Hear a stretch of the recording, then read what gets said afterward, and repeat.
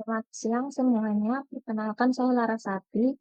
Pada kesempatan kali ini saya akan mempresentasikan paper yang berjudul Risk Assessment of New Ship Construction in Indonesia using the Fair North Effect and Analysis atau FNA method.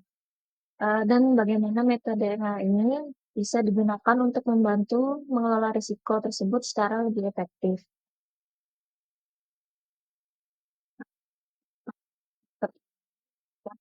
Identifikasi, menghitung tingkat dampak, serta memitigasi efek yang terjadi pada pembangunan kapal feri baru di galangan kapal Indonesia dengan menggunakan metode risk matrix dan FME untuk menganalisis tingkat risikonya. Untuk pada pendahuluan, pembangunan kapal feri milik pemerintah merupakan agenda rutin tahunan, namun pelaksanaannya tidak selalu tepat waktu. Dalam beberapa penelitian telah diidentifikasi beberapa penyebab serta upaya yang dilakukan untuk mengantisipasi keterlambatan dalam pembangunan kapal termasuk di Indonesia. Kapal feri merupakan sarana transportasi yang sangat penting bagi negara Indonesia. Sebagai negara yang berkepulauan, transportasi laut menjadi sangat penting bagi kehidupan masyarakat. Di industri pembangunan dan pembuatan kapal, merupakan jenis produksi engineering to order atau ITO, yaitu sistem pengadaan produk yang dilakukan dengan memproduksi barang sesuai dengan spesifikasi yang dipesan oleh konsumen. Dapat dilihat pada grafik data dari Kementerian Perhubungan, Direktorat Jenderal Perhubungan Darat, serta bagian sarana dan prasarana. Data tersebut menunjukkan kesinambungan pembangunan kapal, baik kapal feri, bus air, maupun jenis kapal lainnya.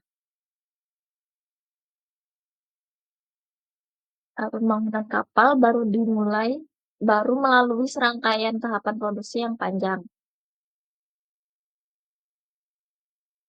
Dalam proses produksi yang panjang ini tentu selalu ada hambatan yang terjadi, baik yang bersifat teknis maupun non-teknis, yang berdampak pada produktivitas proyek, sehingga mengalami penyimpangan dari jadwal yang telah ditetapkan.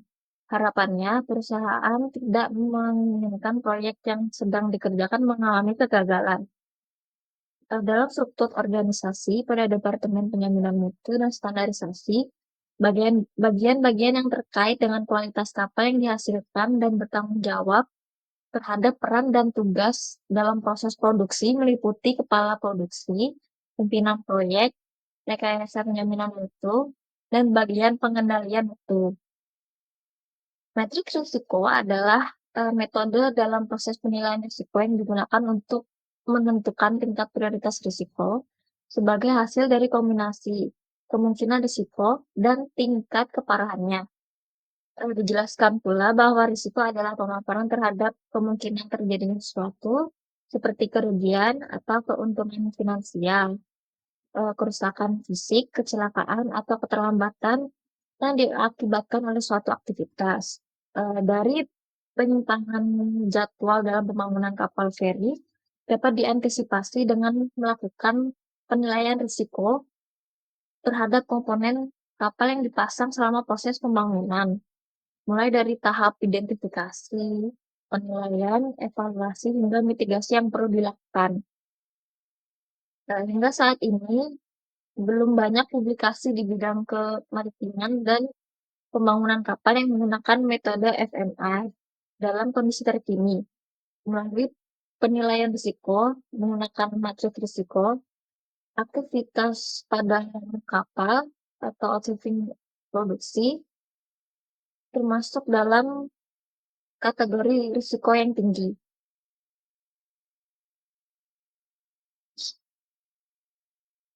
Masuk pada metodologinya, FNA merupakan suatu tindakan yang dapat dikatakan sebagai upaya preventif untuk mengurangi bahkan menghilangkan kegagalan dari suatu penyebab yang telah terjadi.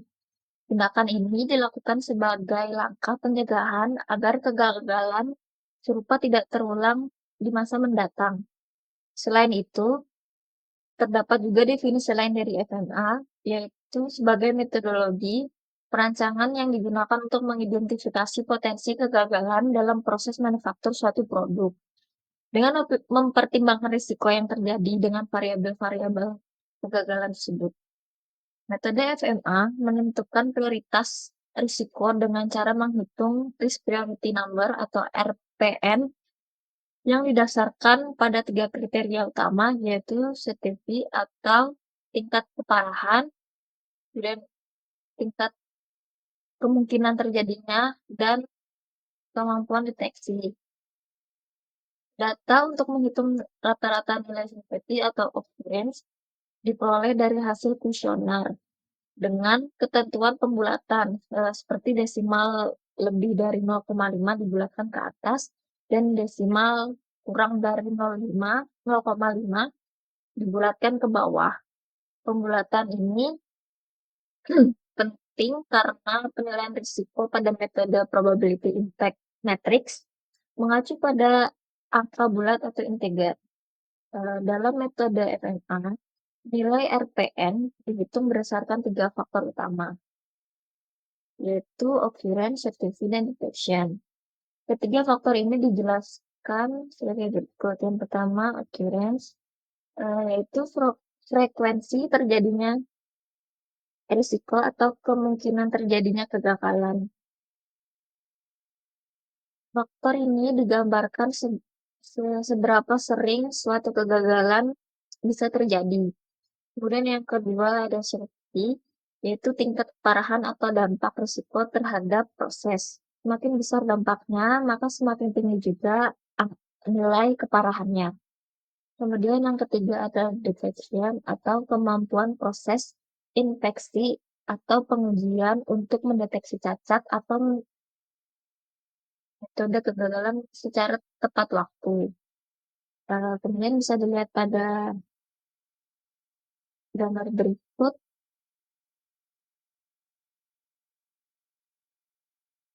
Alur dari proses FNA dimulai dari proses menetapkan tujuan dan ruang lingkup analisis risiko yang dilakukan. Kemudian melakukan studi literatur secara menyeluruh untuk mengidentifikasi risiko-risiko potensial yang umum terjadi, yang kemudian disusun dalam sebuah daftar awal. Dan menentukan mode kegagalan pada sistem dan subsistem kapal melalui sesi brainstorming bersama para stakeholder yang berpengalaman di bidangnya. Dan, mengevaluasi dampak kegagalan terhadap sistem dan subsistem kapal. Seperti bagaimana pengaruh dari setiap kegagalan terhadap kinerja, keselamatan, dan integritas sistem kapal. Yang menyusun kuesioner survei untuk mengumpulkan data penilaian dari para dari faktor-faktor terhadap tiga parameter. Yang menghitung rata-rata O, S, dan D serta nilai RPN dari setiap parameter dan menghitung nilainya dengan rumus RPN sama dengan O dikali S dikali D. Untuk peringkat pada setiap risiko berdasarkan nilai RPN menggunakan matriks risiko 5x5 yang menggabungkan tingkat keparahan dan kemungkinan.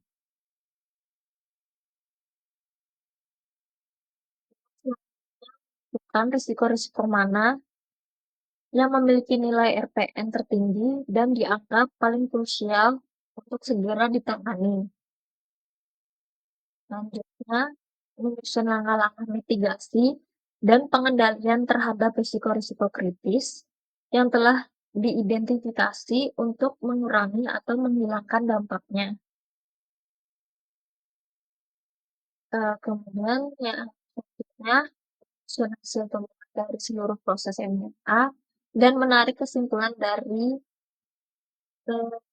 dasar rekomendasi dan kebijakan ke depannya.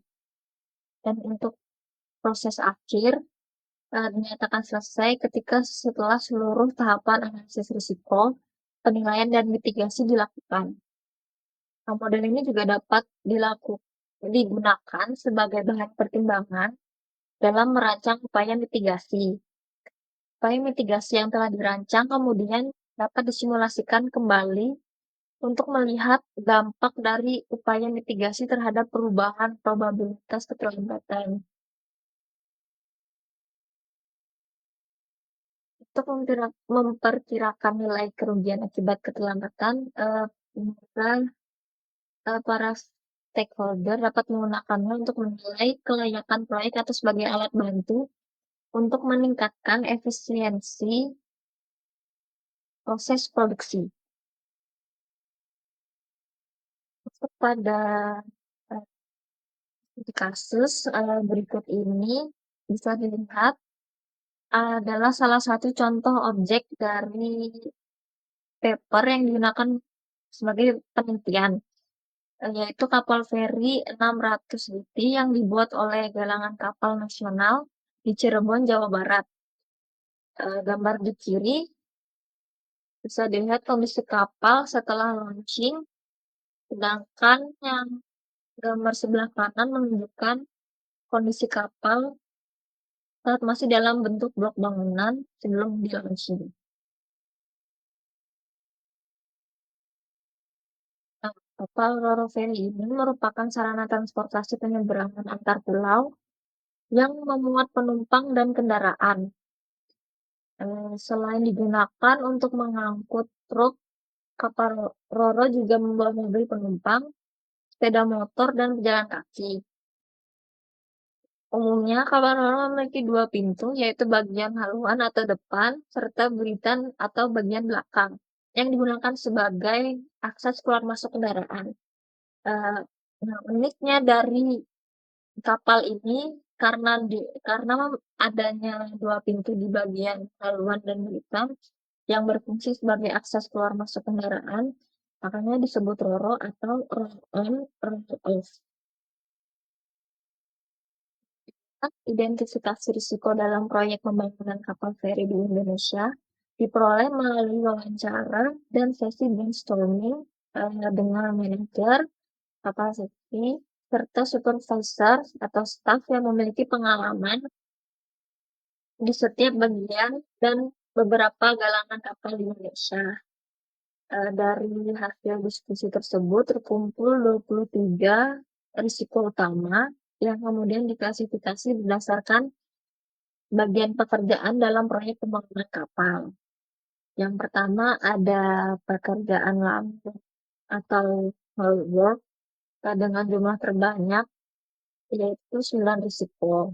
Kemudian ada pekerjaan teknik kapal 5 risiko, pekerjaan kelistrikan 3 risiko, dan pekerjaan lain-lain 6 risiko. Pengelompokan risiko ini sangat penting untuk membantu kita dalam memahami di bagian mana risiko yang paling besar berpotensi terjadi.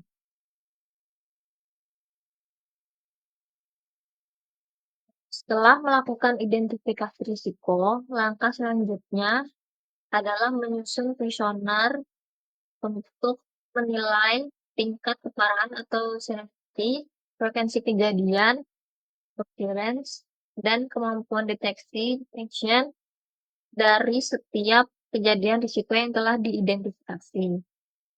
Kuesioner ini digunakan untuk mengukur tingkat risiko pada keempat bagian utama pekerjaan dalam proyek pembangunan kapal feri. Yang pertama tadi ada pekerjaan konstruksi lambung kapal, pekerjaan mesin kapal, kelistrikan, serta pekerjaan lain-lain. Setelah melakukan identifikasi risiko, langkah selanjutnya yaitu menyusun risiko untuk menilai tingkat keparahannya yang terjadi dari setiap risiko itu.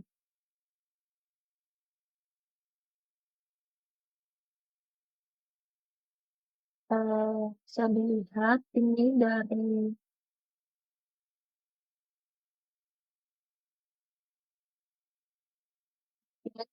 Grafik pada tabel RPN yaitu hasil dari perhitungan 3 penilaian bagian di kapal dalam di dalam kapal. Tingkat tertinggi terdapat pada risiko H9 atau delay in accessory incorrect process, terutama masuk dalam penilaian project leader yang mencapai nilai RPN di atas 500. Artinya risiko ini sangat signifikan dan perlu menjadi prioritas mitigasi. Eh, Selanjutnya, probability impact matrix memberikan ilustrasi dalam menilai kejadian risiko yang ada. Dalam hal ini, kejadian risiko dikelompokkan menjadi 3 tingkat, yaitu risiko rendah, risiko sedang, dan risiko tinggi. Risiko rendah digambarkan dengan warna hijau, risiko sedang digambarkan dengan warna kuning, dan risiko tinggi digambarkan dengan warna merah. Dan harus dihindari karena berada pada bagian kanan atas dari matriks. Hasil penilaian prioritas risiko yang diperoleh dari metode probability impact matrix ternyata sama dengan tingkat prioritas risiko yang diperoleh dari perhitungan risk priority number atau RPN dengan menggunakan metode FMA sebelumnya. Dalam matriks risiko, nilai RPN dapat digunakan sebagai dasar penilaian risiko, misalnya dengan mempertimbangkan kemungkinan atau dampak. Namun juga perlu diingat bahwa metode probability impact matrix hanya menggunakan 2 kriteria utama, yaitu severity atau dampak dan occurrence atau kemungkinan untuk menentukan prioritas risiko. Jadi untuk menghubungkan nilai RPN ke dalam matriks risiko, kita hanya mempertimbangkan 2 faktor dari RPN, yaitu nilai severity dan occurrence.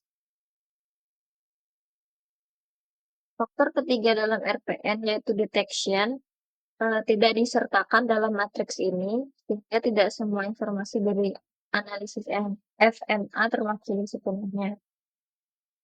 Dari hasil pemetaan pada matriks risiko, gambar 5 menunjukkan hasil risiko berdasarkan quality control, gambar 6 berdasarkan project leader, gambar 7 berdasarkan production head.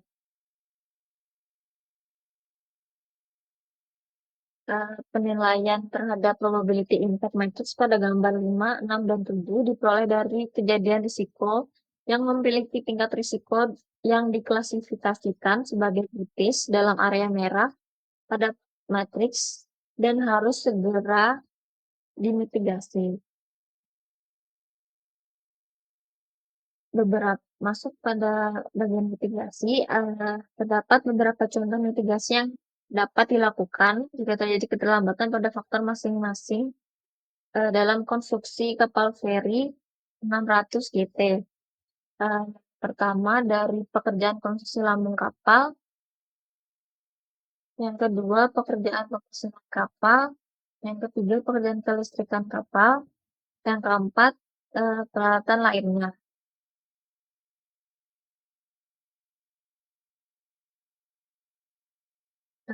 Saya akan menjelaskan hasil dari bagian paper terkait risiko ini. Risiko pada konstruksi kapal feri 600 GT. Dari hasil identifikasi terdapat 3 potensi risiko keterlambatan. Risiko-risiko ini mencakup berbagai aspek, mulai dari keterlambatan material pelat, peralatan mesin, sistem kelistrikan, hingga peralatan keselamatan dan navigasi. Untuk menganalisis dan memprioritaskan risiko-risiko tersebut, digunakan metode FMA atau Failure Mode and Effect Analysis.